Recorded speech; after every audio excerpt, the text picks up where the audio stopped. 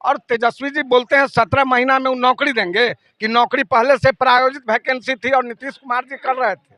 वो कैसे नौकरी देंगे जिनके शासनकाल में नौकरी पर पैसा लेने का आरोप है, रेल में रोजगार देने पर पैसा लेने का आरोप है, चारा खाने का उन पर आरोप है। उनके समय में उनका साधु डाकू बना हुआ था साला, कैसा कैसा आरोप उनके साले पर गठित है, ये सभी आप लोग जानते हैं और बिहार की जनता जानती है। नमस्कार, मैं हूं राजीव और आप देख रहे हैं धमाल इंडिया न्यूज। और इस वक्त जो है हम बाजपट्टी में, जहां आज देवेश चंद्र ठाकुर जो कि सीतामढ़ी के लोकसभा प्रत्याशी हैं, एनडीए समर्थित जदयू के प्रत्याशी हैं, उनका आज जो है यहाँ पे कार्यालय का ओपनिंग हो रहा है। तो यहाँ पे हमारे साथ जो है अभी फिलहाल एक साइड देख रहे हैं कि जिला जनता दल यू के मुख्य प्रवक्ता है प्रोफेसर अमर सिंह जी, और दूसरे साइड जो है ये प्रखंड अध्यक्ष है राजेश दास जी। तो सबसे पहले स्वागत है आपका। आपका भी बहुत बहुत स्वागत।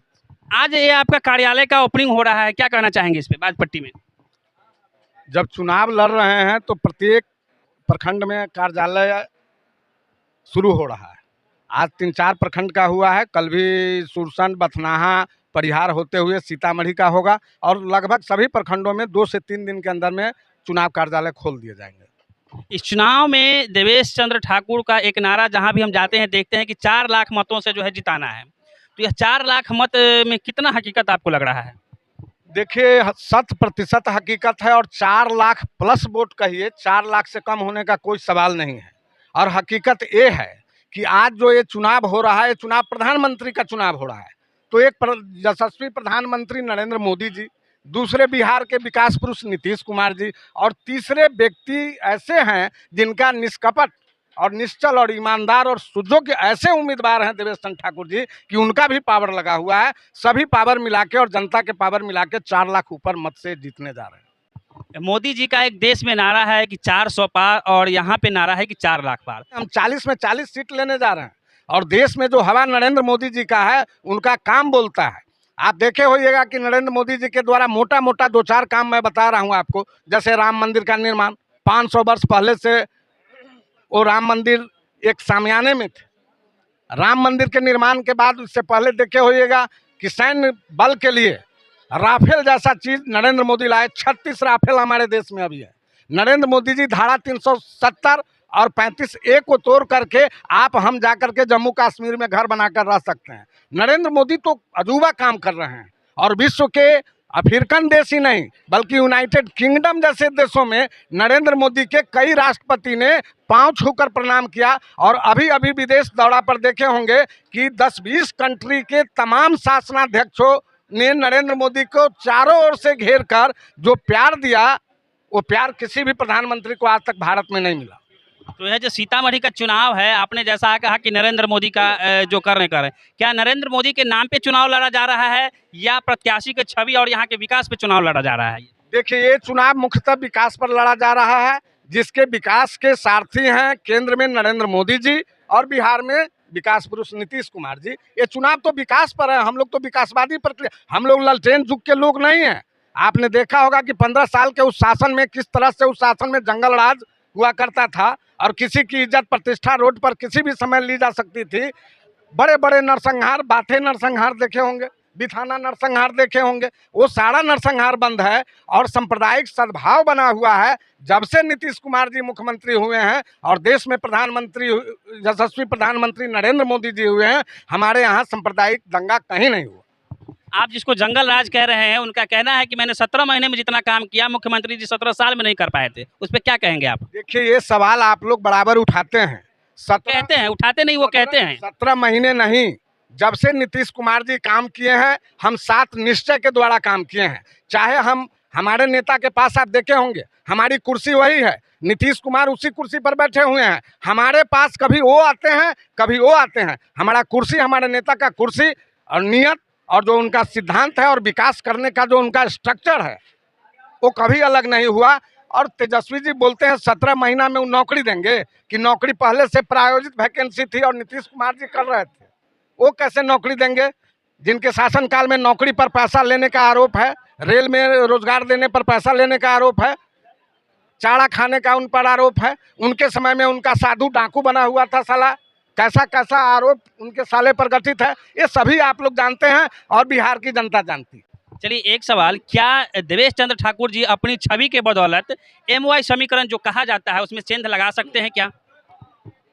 देवेश बाबू जैसे लोग, उदाहरण स्वरूप दे रहा हूं कि बगही धाम के बाबा सुखदेव दास जी कार्यक्रम नहीं करा रहे थे, उनका वार्षिकोत्सव था तपस्वी नारायण दास जी का, उन्होंने मुख्यमंत्री जी के यहाँ ले जा करके और तपस्वी नारायण दास जी के बगही में 22 करोड़ रुपए से तुरंत सैकड़ों चापाकल लगा, रोड बना, बिजली लगी, 2500 ट्रांसफार्मर लगे, बहुत बड़े काम के 22 करोड़ रुपए मुख्यमंत्री स्वयं आए, सुशील मोदी जी आए, उपेंद्र कुशवाहा जी आए, कोई नेता बाकी नहीं था जो नहीं आया। और दूसरी बात, कनमा शमसी में भी उन लोगों का वार्षिक उर्स था, 100 वर्ष वहाँ भी था, 11 करोड़ रुपए वहाँ भी दिलवा करके कनमा शमसी में इन्होंने पूरी तरह से उस उर्स मेले को महोत्सव के रूप में करा दिया। तब मुस्लिम के लिए काम करेंगे देवेश बाबू, यादव के लिए देवेश बाबू काम करेंगे, तो फिर माई समीकरण में तो हमारे साथ निहाल साहब बैठे हुए हैं, हमारे साथ कालू जी घूम रहे हैं,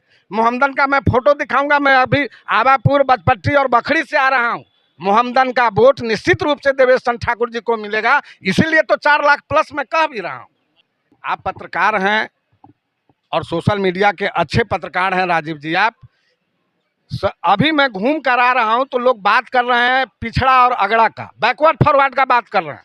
जो हमारे प्रत्याशी हैं, जो दक्षिण भारत के विलेन जैसा उनका चेहरा है, देख रहे होइएगा, सदाशिव अमरापुरकम जैसा, वो इस बात को कर रहे हैं कि बैकवर्ड फॉरवर्ड क्षेत्र में करेंगे।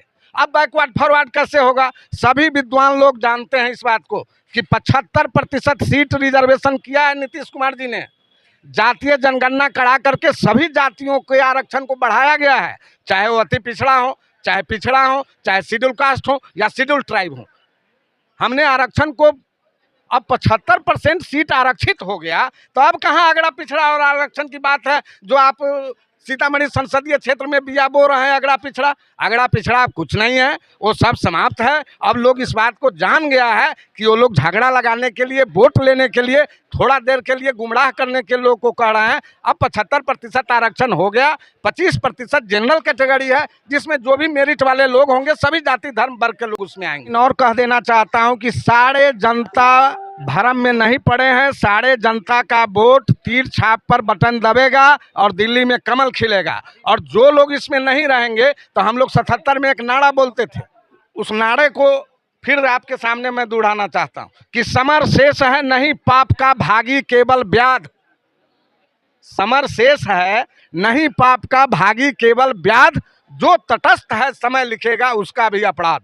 इसलिए जो लोग इस वोट में चूक जाएंगे और नरेंद्र मोदी जी को समर्थन नहीं देंगे, तो विश्व स्तर पर जो तीसरी अर्थव्यवस्था हमारा भारत बनने जा रहा है और विश्व में गर्व से कहो हम भारतीय हैं और फिर से सोने की चिड़िया बनाने की जो संकल्पना है, वो संकल्पना टूट जाएगी। इसलिए हम आपके मीडिया के माध्यम से आम जनों से, आम मतदाता भाइयों से करबद्ध प्रार्थना करते हैं कि देवेश बाबू जैसे प्रत्याशी फिर सीतामढ़ी संसदीय क्षेत्र में नहीं मिलेगा। उनके गुण अनेक हैं जिसका बखान मैं नहीं कर सकता हूं, आप सभी लोग जानते हैं। इसलिए देवेश बाबू के तीर छाप पर बटन दबा करके केंद्र में नरेंद्र मोदी जी का सरकार बना के, प्रधानमंत्री बना करके लोग रखें। लोग से यही निवेदन है कि तीर छाप पर वोट करें।